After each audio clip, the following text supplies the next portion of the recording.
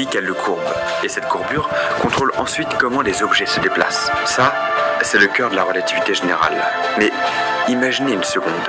Si moi, aujourd'hui, je voyageais dans le temps, imaginez que je retourne à l'époque d'Einstein. Mais avant qu'il ne théorise l'espace-temps. Moi, je vis dans un monde où il l'a déjà théorisé. Je connais donc très bien cette théorie. Lors de mon voyage dans le temps, je la lui explique. Et c'est grâce à mes explications. Ce n'est pas juste une crew, c'est une énergie pure. Change de rythme avec la nouvelle campagne printemps-été d'Impérial.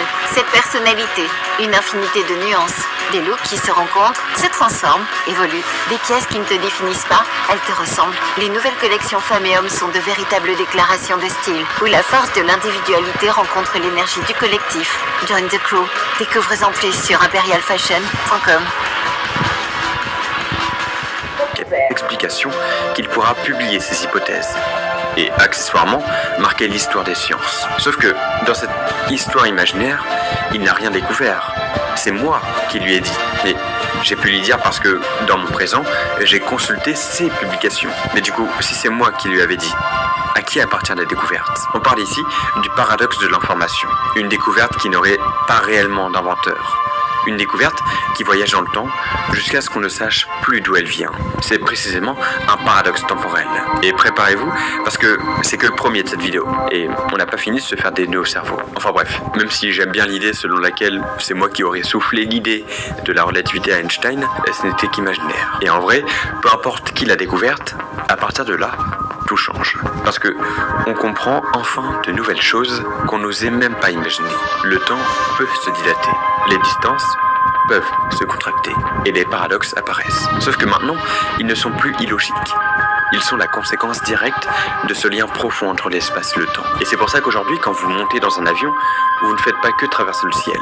Vous traversez aussi l'espace-temps. Alors oui, l'exemple de l'avion permet de comprendre simplement. Mais c'est une échelle minuscule comparée à la taille de l'univers. Parce qu'un avion, aussi rapide soit-il, ça reste très lent à l'échelle cosmique. On parle de quelques centaines de kilomètres par heure. Alors que la lumière, elle, parcourt la Terre plus de 7 fois en une seconde.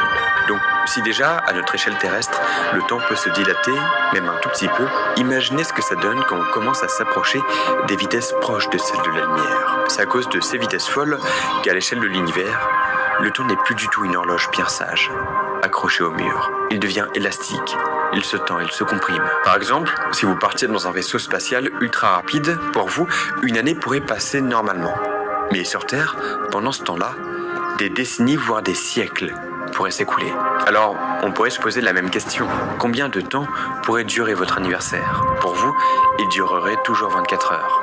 Le gâteau, les bougies, les cadeaux, rien ne change. Mais pour ceux restés sur Terre, ce même anniversaire pourrait s'étaler sur des années entières. Votre jour de naissance deviendrait un événement cosmique. Un anniversaire qui traverse les générations. On fêterait vos 30 ans pendant que la Terre en compterait 80 de plus. Et c'est là qu'on comprend quelque chose d'essentiel.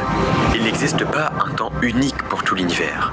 Il existe des temps. Autant que de trajectoires, de vitesse ou de chemins dans l'espace-temps. En gros, le temps n'est pas absolu. Il dépend de comment et où vous vous déplacez. Et à cette échelle-là, les paradoxes temporels ne sont plus des curiosités de science-fiction. Ils deviennent des conséquences normales des lois profondes de l'univers. Prenons un cas célèbre pour voir ça en action. Le paradoxe des jumeaux. Deux frères, exactement du même âge au départ.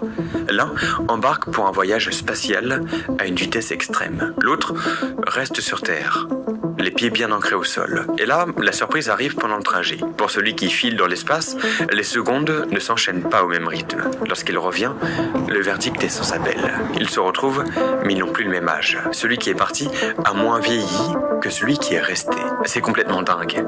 Mais c'est pas un tour de magie. C'est tout simplement une conséquence directe des lois dictées par l'espace-temps. À grande vitesse, le temps ne s'écoule plus de la même façon. À grande vitesse, le temps ne s'écoule plus de façon uniforme. Et